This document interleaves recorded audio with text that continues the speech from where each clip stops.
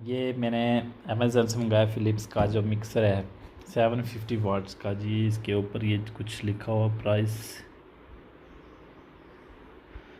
तो देखते हैं इसमें क्या कुछ है। फाइनली मैंने इसको अनबॉक्स कर लिया है। ये है इसका यूज़र मैनुअल, 5 ईयर वारंटी।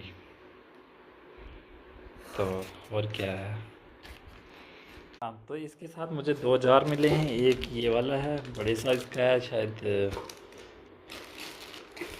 और एक उससे छोटे साइज़ का। तो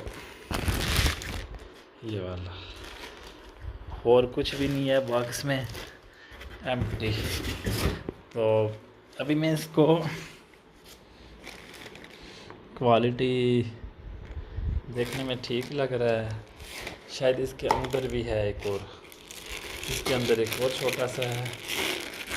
ये छोटा पता नहीं किस काम के लिए यूज़ होता है। तो ये कुछ मिल रहा है, थैंक यू। ये मुझे हाँ 3500 के आसपास पड़ा है अमेज़न से।